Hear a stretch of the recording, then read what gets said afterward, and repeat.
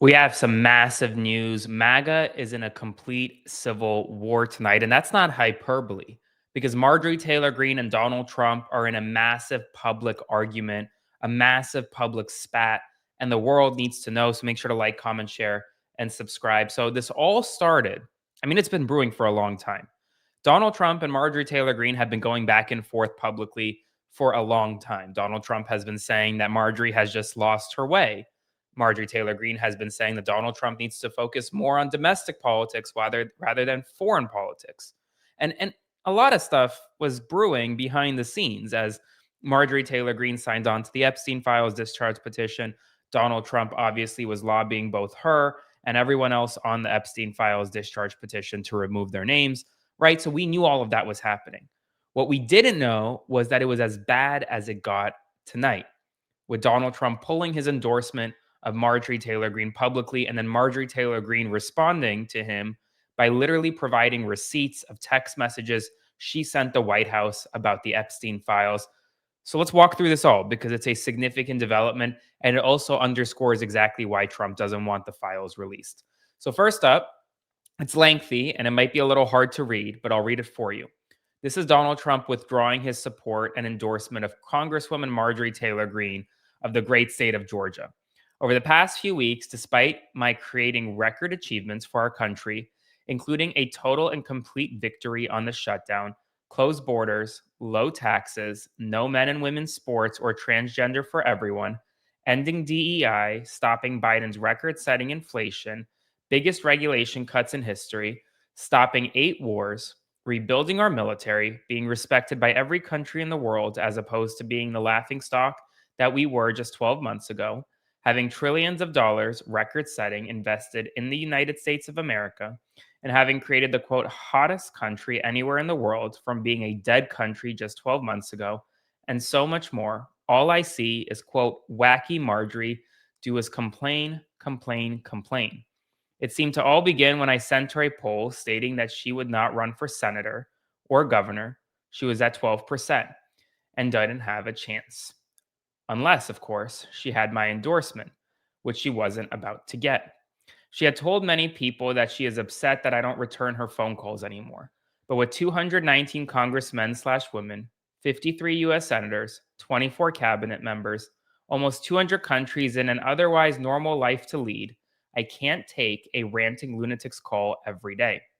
I understand the wonderful conservative people are thinking about primarying Marjorie in her district of Georgia, that they too are fed up with her and her antics. If the right person ran, they will have my complete and unyielding support.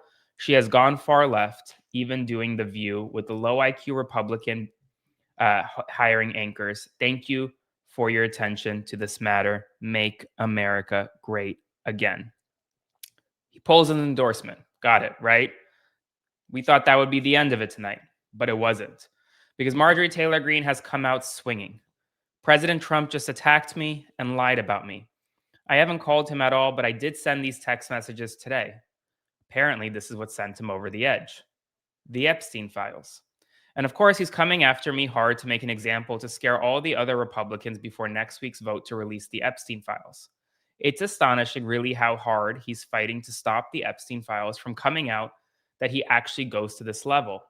But really, most Americans wish he would fight this hard to help the forgotten men and women of America who are fed up with foreign wars and foreign causes, are going broke to try and feed their families, and are losing hope of ever achieving the American dream. That's what I voted for.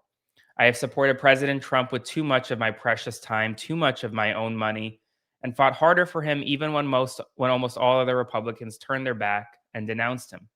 But I don't worship or serve Donald Trump. I worship God. Jesus is my savior, and I serve my district, Georgia 14, and the American people. I remain the same today as I've always been, and I will continue to pray this administration will be successful because the American people desperately deserve what they voted for. For me, I remain America first and America only. And here's where things get even more interesting. She came with receipts.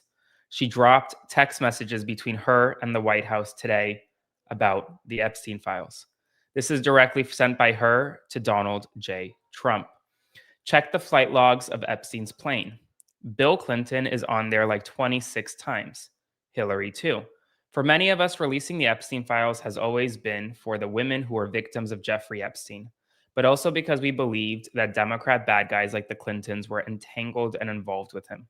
Epstein was a spider that wove the web of the deep state. Lean into it.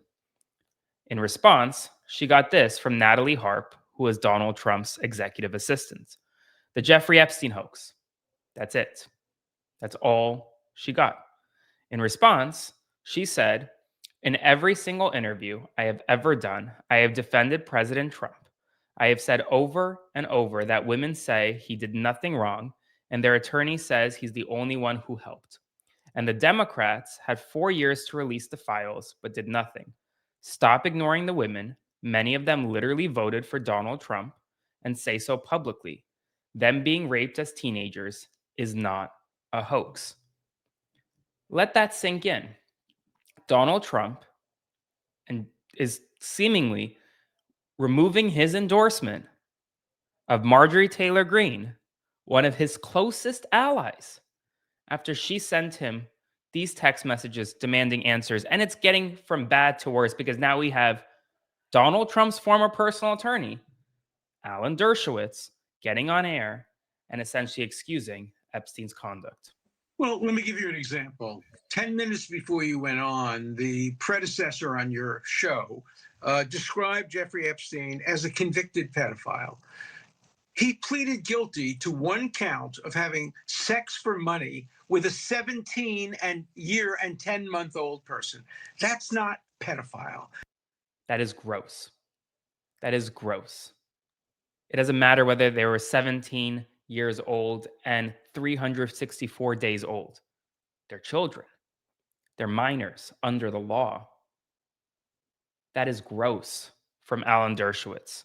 And it comes as people like Alan Dershowitz, people like Megyn Kelly are seemingly trying to make what Jeffrey Epstein did, his horrific crimes, Maxwell's horrific crimes, a little better because they weren't having sex, raping young girls under the age of 5, as if that makes it any better. No, it's horrific.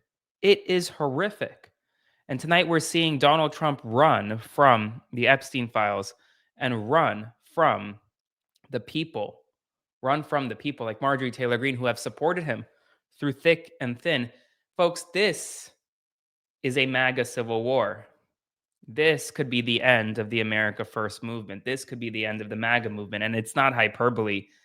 It's the truth. We're about to see what happens next, but I will continue to provide you updates throughout the night and into the morning. So make sure to like, comment, share, and subscribe. And I'll see you soon.